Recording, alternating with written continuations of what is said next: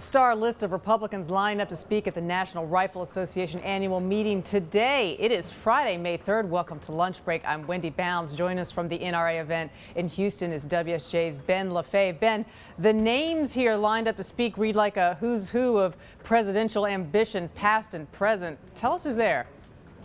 Governor Rick Perry's here. Texas Senator Ted Cruz is here. We got former Senator Rick Santorum. And a few others who either seem to have presidential ambitions in the past or maybe in the future. Notably all Republicans you're listing. Let's talk about what's on the agenda. One thing that caught my eye was advanced sausage making. Do tell.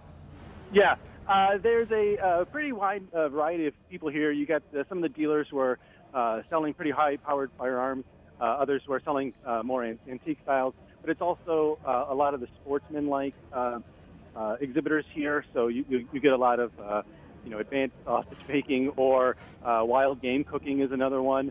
So it attracts a pretty wide variety of folks. Speaking of attraction, how many people does the event expect to attract? They're expecting to get about 70,000 people in here during today and the rest of the weekend. They've got about 9 acres of what they're calling the latest and greatest in guns and gear. So far, the floor seems pretty full.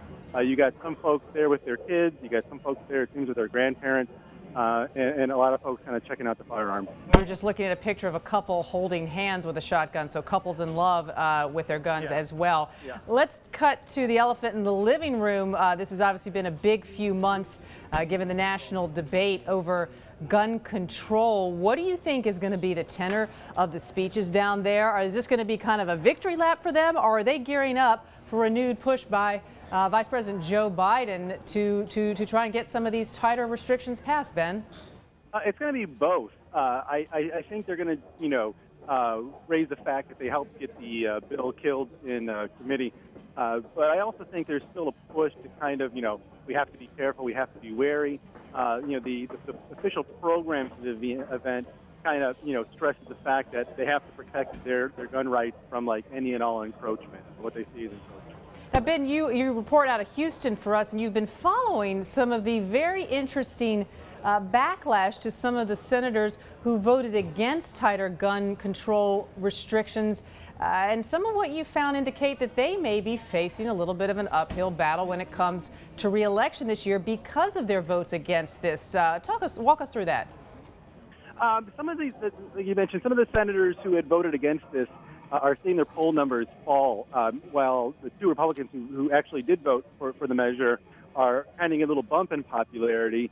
From just talking to the regular members on the ground here, it seems that they aren't necessarily against stricter legislation, but they want to see more done with, like, for example, like checking the mental health,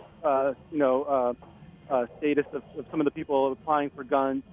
They just didn't like the details of the push that was made formerly, but they're just saying that doesn't mean they don't want more, stricter background checks in total.